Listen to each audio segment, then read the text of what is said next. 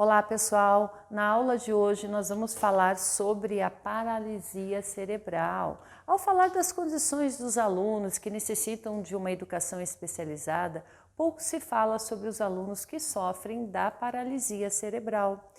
A paralisia cerebral é uma lesão cerebral que acontece em geral quando falta oxigênio no cérebro do bebê durante a gestação, no parto ou também até os 2 anos após o nascimento.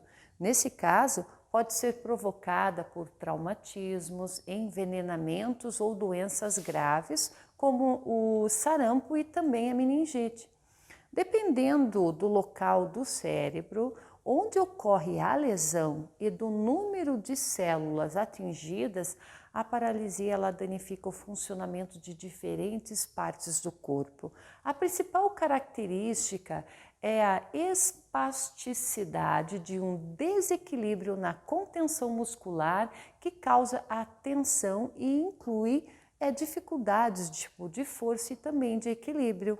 Em outras palavras, a lesão ela provoca alterações no tônus muscular e o comprometimento na coordenação motora. Em alguns casos, há também problemas na fala, na visão e também na audição. Olha lá, pessoal, lidando com a paralisia cerebral na escola. Vamos falar um pouco sobre isso. Bom, ter uma lesão cerebral não significa necessariamente ser acometido de danos intelectuais, mas em 70% dos casos, as crianças com paralisia cerebral, elas acabam sofrendo comprometimentos cognitivos, o que dificulta o processo de aprendizagem. Mas como lidar então com a paralisia cerebral na escola? Para dar conta das restrições motoras da criança com paralisia cerebral, vale adaptar aí os espaços da escola para permitir o acesso de uma cadeira de rodas, por exemplo. Na sala de aula, use canetas e lápis mais grossos, envoltos em uma espuma e presos com um elástico para facilitar o controle do aluno. Os papéis, eles são fixados em uma prancheta para dar firmeza e as folhas avulsas. Nesse caso, são mais recomendáveis que os cadernos. O professor deve escrever com letras grandes e pedir para que o aluno com paralisia cerebral sente-se à frente, se possível com uma carteira inclinada, que dá aquela mobilidade e facilita a escrita. Se o aluno apresentar problemas na fala e na audição, providencie uma prancha de comunicação para que ele se expresse pela escrita.